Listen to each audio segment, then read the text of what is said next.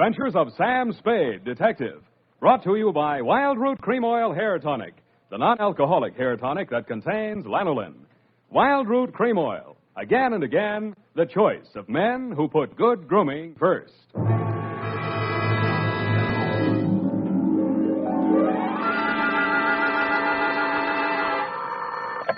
Sam Spade Detective Agency. This is Mad Scientific Detective number 137596. Sam, no matter what anyone says, I'll stand by you. You're nothing of the sort. Not scientific? Of course not. You're two-fisted. Well, thanks, Effie. And that ain't all, Effie. I was actually mistaken for a convolutional melancholiac. Oh, Sam, are you all right now? Wrong diagnosis, Angel. It turned out to be melancholia catatonica. Oh, you poor darling. What is that? Well, it's a thing where you lie motionless and silent with fixed eyes and indifference to surroundings. Unquote. Sam, what happened to you? What hospital are you in? Can I bring you anything? No, Effie, I am now at large. Pull down the blinds, check the corridors for men in little white coats, and set a bottle in the window if the coast is clear. Oh. I'll be right down to dictate my report on the mad scientist caper.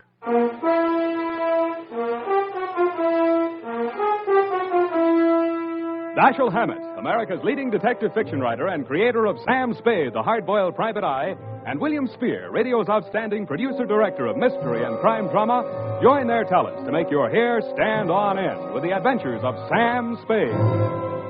Presented by the makers of Wild Root Cream Oil for the hair. Nobody has to tell you that a neat personal appearance can have a lot to do with helping you get ahead on the job.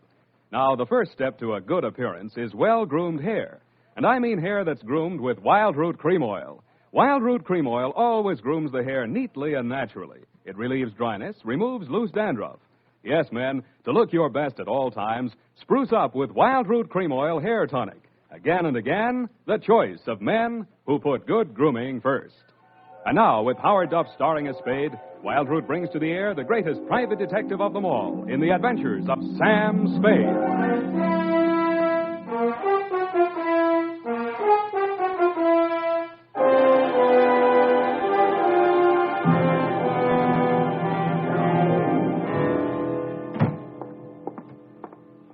Effie! Come in, Sam. The coast is clear. Where are you? Why is it so dark in here? Oh, I had to put the lights out. The blind stuck. I couldn't get it down. The heat's off, Effie. Let there be light. Oh, I'm so glad. Now, let me look at you. Don't look at me like that and stop whispering. Oh, Sam. Did you get me all upset like that just for a joke? It's no joke, sweetheart. You really sick? Yeah, just sick of some of the types I made in this business. Oh, that. Date July 25, 1948, to Detective Lieutenant Dundee, Homicide Detail, San Francisco Police, from Samuel Spade, license number 137596. Subject, the Mad Scientist caper. I worry so. Dear Dundee, he looked like a mad scientist, and that's exactly what he was. His eyes had a wild gleam in them, his hair was a wild tangle, and he was wearing a wild assortment of clothing that looked as if they'd been slept in shifts.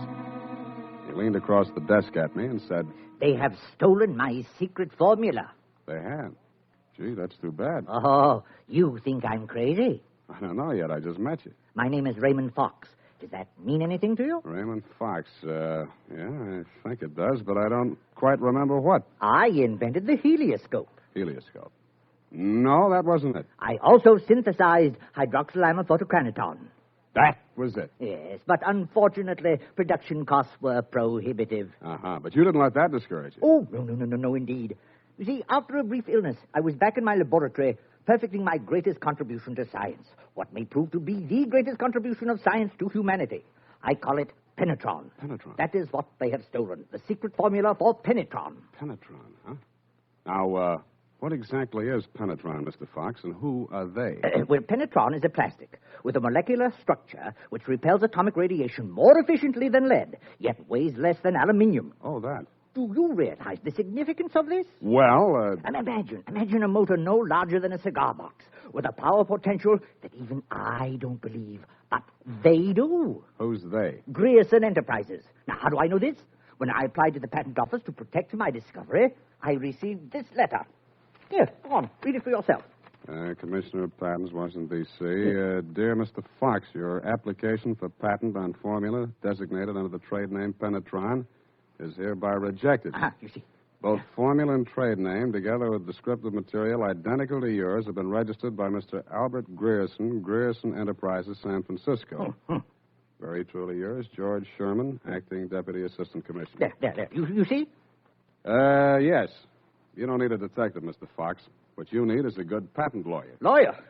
I have one. A legal ball of fire named Roscoe Manning. You know this scoundrel? Yeah? He's got an okay reputation. And I am paying for it. $3,000 in retainers. And now he tells me he can do nothing.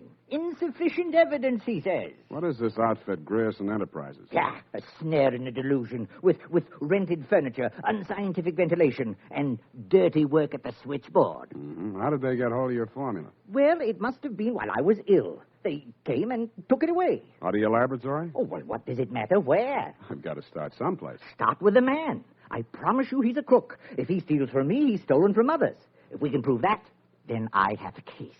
Well, I can't promise you anything, Mr. Fox, but I'll see what I can do. Will $100 be enough for your retainer? Too much. 25 now, and the balance if I can do anything for you.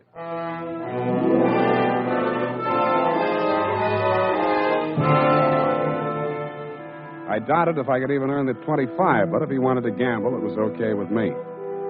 The offices of Grierson Enterprises were pretty much as he described them, a beautiful front, especially at the switchboard. Grierson Enterprises, good afternoon. No, Mr. Grierson's out of town. No, I don't know when to expect him. I'll be right with you. That's good news. Grierson Enterprises? No, he is not. No, I do not, and he doesn't want to talk to you in any case, Mr. Manning. Oh, if it would just stop. Can't you shut it off? I might as well. Nobody seems to believe me anyway. You aren't looking for him, too, I hope. Oh, please, just tell me you're selling magazines or collecting salvage or just anything. My card. Oh, detective. Mr. Grierson hasn't done anything, has he? That's what I want to find out. My client says he swiped his secret formula. Oh, not that maniac. You don't look the type. You know he's mad, don't you? Maybe yes, maybe no. Personally, I'm crazy about money. Mad money, pin money, or dirty money. Your employer didn't happen to leave any lying around, did he? No, but he has a charge account at a bar downstairs in the building, and it's nearly 5 o'clock. Could you cross-examine me there? I thanked her as gallantly as I could under the circumstances. She said, "Wait here, I won't be a minute." And while she was gone, I made a quick frisk of the office. The file cabinet was empty. Grierson's desk contained nothing but 2 unsharpened pencils, tobacco crumbs, a rubber band, some rusty paper clips, an old gas bill, a glass ampule, broken, labeled sodium denadrine for intravenous injection, and a business card from one Roscoe Manning, attorney at law. I stuck the card in my pocket, went back to the switchboard, and in less time than it takes to tell, I was calling her Lois, and she was calling me Sam over cocktails for 2. And that's all I know about it. I didn't think anything about his taking his correspondence out of the files. He often took work home with him. Mm-hmm. When was the last time you saw him? Oh, it's been nearly 6 weeks. You haven't heard from him in all that time? He was with Mr. Fox just before he left. They had a terrible quarrel. But then Mr. Grierson managed to get him calmed down, and they left the office together. And that's the last time you saw Grierson, huh? Yes, and it's all very strange. What did that maniac tell you? That Grierson swiped his invention. Do you believe that? I didn't even believe in the invention. Now I'm beginning to think it was worth stealing. Oh, Mr. Grierson wouldn't. He's a brilliant man, you know. What else has he invented? Well, I don't know. He always had a lot of projects, but of course he never took me into his confidence. Just exactly what is your job? Oh, it's quite simple, really. I just tell people he's in. Yeah. Look, sweetheart, you really mean to tell me it never occurred to you that there might be something slightly fishy about Grierson Enterprises? I know. Why should it? Because there's a smell of red herring up there. It's in the air. You mean Mr. Grierson's a crook? Well, what does that make me? Worry that out on his time. Drink up.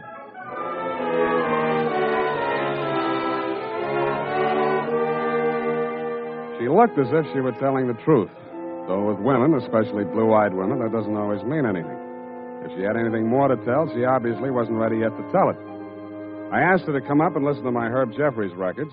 She said my apartment needed a woman's touch. I handed her a broom. She hit me on the head with it and left. And so to bed. Up the Times and phoned my client. He wasn't in. Then I phoned a guy I know who sometimes knows about things and asked him what sodium denadrine was. He said it was a sedative and or a truth serum, a mental-type drug. I wondered what Grierson had been using it for during office hours. I also wondered what else he'd been spending money for. I phoned another guy who knows about other things, and he called me back with the name of Grierson's Bank, Golden Gate Trust. An hour later, to my surprise, I actually had something to go on. Because in the past 6 weeks, checks totaling $50,000 had been deposited to Grierson's account, all drawn on the Citrus Exchange Bank of San Anselmo, and all bearing the signature of one Carl Birdwell, M.D. He wasn't hard to find.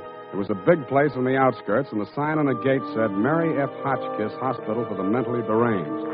Dr. Birdwell's cottage was one of 5 without bars on the windows. He was spraying his roses. You're that cystodectomy of Dr. Kobler's. How are those convulsions? Coordination all right? Can't complain. Got the use of your fingers back? Good. Pick up those shears. I want all those ragged edges. Cut off the hedges. Well, why don't you hire a gardener? Or did those checks to Grierson use up all your ready cash? Eh? I thought you were the cystodectomy. Good Lord, you're that convolutional melancholiac. You're not allowed out on the grounds. Guard! Guard! Now, wait a minute, Doctor. Matter. Is this one acting up? Take him back. I sent for the cystodectomy. This is the wrong man. You're crazy. Come on. Let go of me. I'm not a patient here. I'm a detective. Yeah, and I'm Sherlock Holmes. Come on, now, back to the violent war. Come on, lay off. I got an office in San Francisco. I can prove it. 137596. Okay, Dr. Watson, but come on.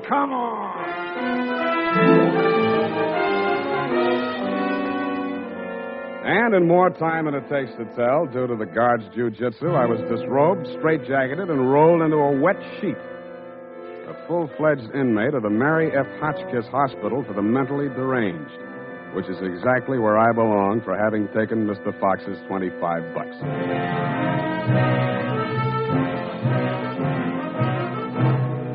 The makers of Wild Root Cream Oil are presenting the weekly Sunday adventure of Dashiell Hammett's famous private detective, Sam Spade.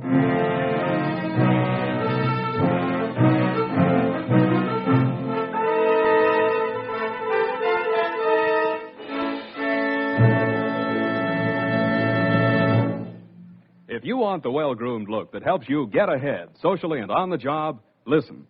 Recently, thousands of people from coast to coast who bought Wild Root Cream Oil for the first time were asked, how does Wild Root Cream Oil compare with the hair tonic you previously used?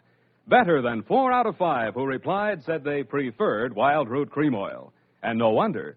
Wild Root Cream Oil grooms the hair neatly and naturally, relieves annoying dryness, and removes loose dandruff. What's more, non-alcoholic Wild Root Cream Oil is the only leading hair tonic that contains soothing lanolin. So ask for Wild Root Cream Oil Hair Tonic. Again and again, the choice of men who put good grooming first. By the way, smart girls use Wild Root Cream Oil, too. And mothers say it's grand for training children's hair.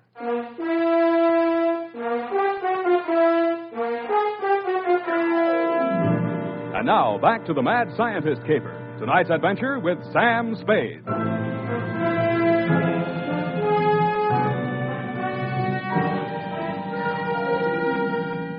I have been shot, stabbed, slashed, pistol whipped, and sapped into unconsciousness. But until you have spent a night rolled up in a wet sheet, Dundee, you don't know what punishment is. You feel hot and cold at the same time, too miserable to sleep, too exhausted to stay awake. And after 4 hours of it, you just give up and join the crazies pushing up the daisies. There's only one thing I can say in favor of the Mary F. Hotchkiss Hospital for the Mentally Deranged. They get the patients up early. By 6:30 in the a.m., I had been rolled out of the sheet. By 6:45, I had thawed out enough to be taken out of the straitjacket by an orderly. I was glad to be out of it because it was very heavy, and that gave me an idea. I picked it up and swung it. In less time than it takes to tell, I was in the orderly's uniform, out of the violent wing, and shuffling up the walk through Dr. Birdwell's rose garden and through his cottage door. Good morning, Dr. Birdwell. Good Lord, who let you in here? What do you want? I was trying to tell you yesterday when I was so rudely interrupted. Hey? Oh, yes, the detective. Did you say Grierson sent you? I didn't say that. I'm afraid you'll have to be absolutely specific or I can't help you. All right. My client is an inventor who claims that Mr. Grierson stole a formula from him, got a patent on it, and stands to profit to the tune of about $1 million. The last 2 items check. I don't know whether Grierson's a crook or not. He's into you for $50,000, so you might know. This inventor. Pale eyes, contracted pupils, big mop of hair. That's a fair description. Fox. Raymond Fox. He's a patient, escaped from this hospital. That man, Mr. Spade, is a homicidal maniac. If you'll jog your memory, you may recall the case. Sacramento, 1935. Wait a minute. Chemistry professor, lab explosion? That's the case. Two of his colleagues, whom he irrationally suspected of stealing the formula for the explosive he used to blow them up. You sure they didn't? The man was adjudged hopelessly insane. He must be returned to us. He may murder Grierson, he may murder you, but he will commit a murder if he remains at large. Perhaps more than one murder. You must help us, Spade. Like you, Doctor, I can't help unless you're absolutely specific about a couple of things. Your connection with Grierson, for instance. I invested in Grierson's firm. Uh-huh. How did Fox meet Grierson? He was allowed a certain degree of freedom here during his rational periods. I guess that he went through my papers or overheard one of my conversations with Mr. Grierson. Mm-hmm. Did you know he retained a lawyer? Manning, smart patent lawyer. You must think Fox has a case. Oh, surely not. Grierson thinks so, too. You've talked to Grierson? No, but I've examined his bank statements. The bank allowed that? I told him I was Grierson's attorney. The point is, Grierson is broke. Why? Because he's paid out every penny you gave him to the order of Roscoe Manning, attorney at law. And you know what I think, Doctor? Yes? I think Raymond Fox is crazy like a fox.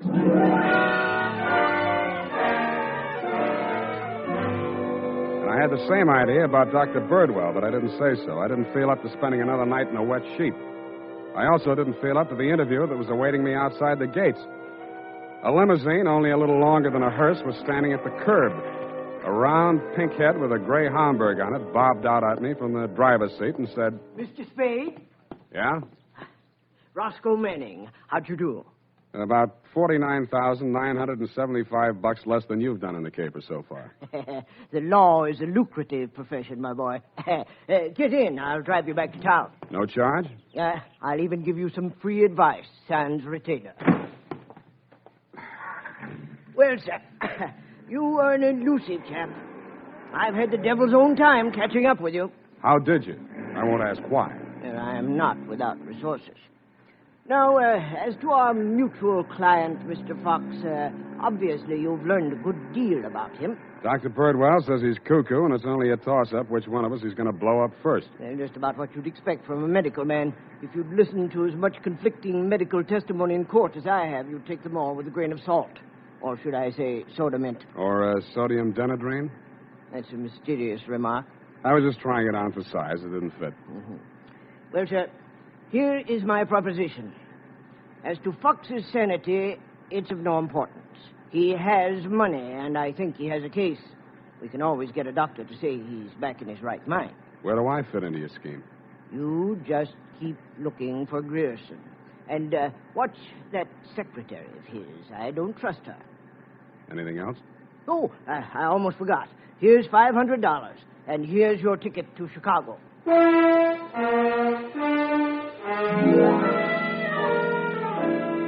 don't know why, but somehow I got the impression that Mr. Manning was trying to get rid of me. He should have used that ticket to Chicago himself. We stopped at Sausalito for breakfast, and the condemned man ate a hearty meal.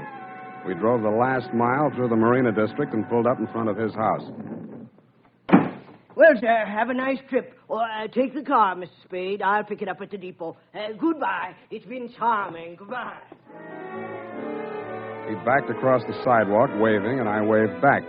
Then he went up 3 steps, put a key in his door, and opened it. It didn't do much damage to the house, but all the king's horses and all the king's men couldn't put Roscoe Manning back together again. I got out of the car and just made it up the steps when it happened again. I hated the look, but I did. Where the limousine had been parked with me in it was a smoking heap of scrap metal. I then headed for the nearest phone booth and, pausing only to inspect it for mines and booby traps, dialed the number of Grierson Enterprises. Grierson Enterprises. Lois, Sam Spade. Sam, darling, thank you for the present. What present? I haven't had a chance to open it yet, but I think I can guess what it is. A traveling clock. You mean a package arrived and it ticks? Oh, darling, don't be such touch of tea. Now, Lois, listen. Oh, all right, I'll open it now. Throw it out the window. No, don't do that. Pedestrians, innocent bystanders. Have you got a metal wastebasket there? I think so, yes. Well, fill it up with water and throw the package into it. And ruin my lovely clock? It is not a lovely clock. It's a lovely booby trap. Oh, go on. I'm serious. Manning just got one of them, and what's left of him is on the way to the morgue. Oh, I think I'm going to faint. Lois! Lois! Wake up! Pour some water on yourself. Hello, hello!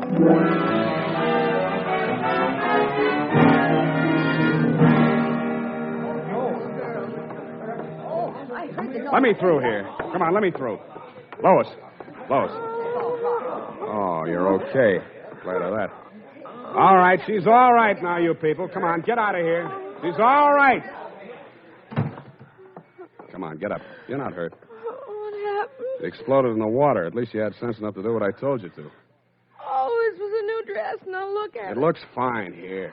Put this coat around you. I don't think that was a very funny joke, Sam. Neither do I. Now, try and forget your clothes for a minute. And try and answer a few questions for me. There isn't much time. Sam, what is it? I want you to be very sure of this, Lois. Try and remember accurately. How many people has Grierson seen since he opened this office? Well, not very many. He was hardly ever in.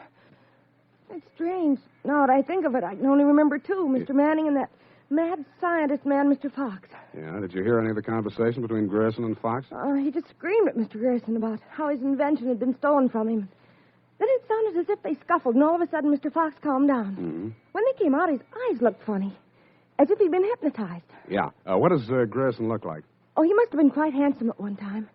He's sort of like Gregory Peck with a mustache, only fatter and balder and older. Mm-hmm. I wouldn't have put it exactly like that, but I can see what you mean. But you've never seen him. Don't make book on it, but I think I have.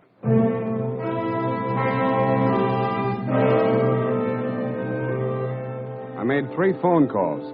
One to a crime reporter I don't like very well, giving him a false story on the death of Lois, Grierson's secretary. Another to my client, the mad scientist, alias Raymond Fox, and one to Dr. Birdwell. Then I went to my apartment and waited. My client arrived 5 minutes before the doctor. When Birdwell came in, my client said, Aha! That's he. He stole my secret formula. Now, Raymond, you're getting confused again. No. I'm the doctor, don't you remember? That's not true. Your name is Grierson. Oh, he's much worse. These identifications. Now, you must try to remember, Raymond. Nobody's going to hurt you. But you'll be much sicker if you don't remember. But I do remember. I remember everything. Do you remember setting the bombs at Manning's house and the one you sent to Mr. Grierson's office? No. Grierson isn't dead. You're Grierson. No, Grierson isn't dead. Only that poor girl. No. She didn't steal my formula. It was you. Oh, you're trying to mix me up. I'm trying to help you. Now, roll up your sleeve. I'll give you something to quiet your nerves, and we'll go back to the hospital. Put it away, Doctor. You've helped them enough. Huh? Now, look here. This man is my patient. He needs medical attention. I won't argue with you, but I think you'd better get it from some other doctor. Right now, he's making more sense than you are. Just keep on the way you're going, Spade, and I'll have you back in that wet sheet. I did it once, and I can do it again. Sit down. You got delusions of grandeur. Stop shaking, Raymond. I said you're making more sense than he is, and I can prove it. You think you're very astute, don't you? No, I'm stupid, but I'm lucky. I should have tumbled to the whole caper when I found that you'd invested 50,000 smackers in Grierson Enterprises. When I found out that Raymond was an escaped patient, I should have tumbled to what that Denadrine vial was doing in Grierson's desk.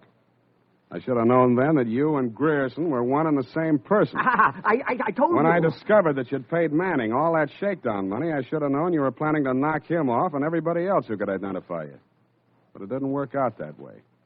I got out of the car before it blew up. Dumb luck. And you can identify me as Grierson? I don't have to. Cobb. Surely you're not counting on Raymond's sanity to that extent. He can't even remember that I was his doctor. Can you, Raymond? You're trying to mix me up. You stole my formula. I didn't kill them, did I, Mr. Spade? Now, lie down on the couch and relax, Raymond. Don't worry about a thing. Well, Doctor, what now? You relax, too.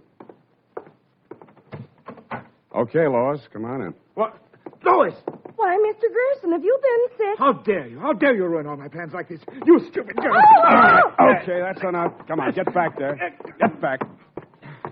Sorry, sweetheart. I didn't mean to let him get that close to you. What were you trying to do? It was an experiment, just to see what would happen. It did. So that's the way you scientific detectives work. For a hard-boiled chap, you have the vaguest way of doing things I ever heard of. Well, plans are all right sometimes, Doctor, and sometimes just stirring things up is all right if you're tough enough to survive and keep your eyes open so you see what you want when it comes to the top or something. Spade, Dundee. I'm at home. I've got two homicidal characters here, one sane and one insane. Now, if you can tell the difference, I'll let you give the story to the papers.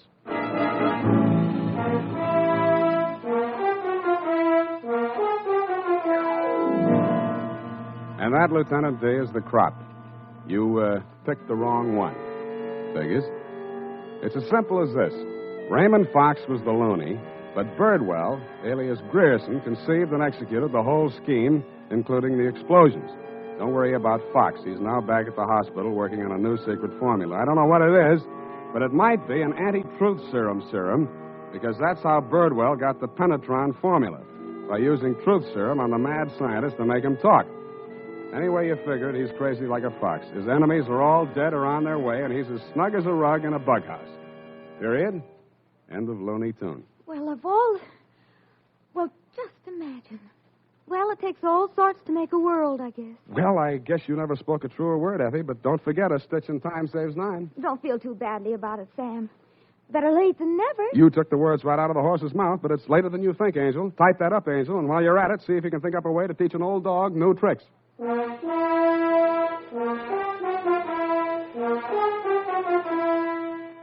Say, mister, if you haven't tried Wild Root Cream Oil Hair Tonic, why not get it tonight or first thing tomorrow? You'll be glad you did, for Wild Root Cream Oil grooms your hair neatly and naturally without giving it that plastered-down look.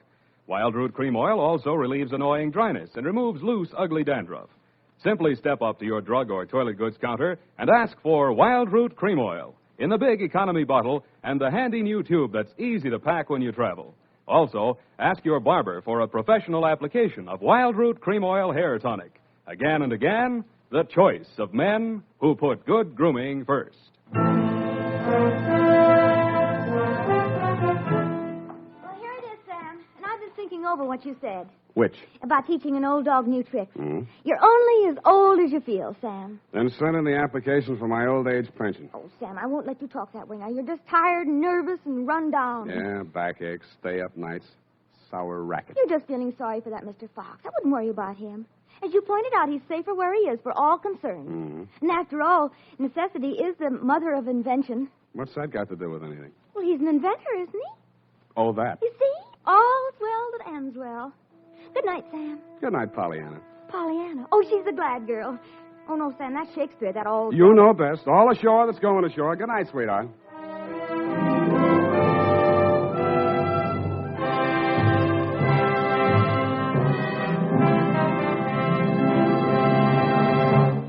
The Adventures of Sam Spade, Dashiell Hammett's famous private detective, are produced and directed by William Spear. Sam Spade is played by Howard Duff. Lorene Tuttle is Effie. The Adventures of Sam Spade are written for radio by Bob Tallman and Gil Dowd, with musical direction by Lud Gluskin. Gil Dowd directed tonight's broadcast in William Spear's absence. Join us again next Sunday for another adventure with Sam Spade. Brought to you by Wild Root Cream Oil, again and again, the choice of men who put good grooming first. This is Dick Joy reminding you to... Get Wild Root Cream Oil, Charlie. It keeps your hair in trim. You see, it's non-alcoholic, Charlie. It's made with soothing lanolin. You better get Wild Root Cream Oil, Charlie. Start using it today. You'll find that you will have a tough time, Charlie. Keeping all the gals away. Hiya, Baldy. Get Wild Root right away. This is CBS, the Columbia Broadcasting System.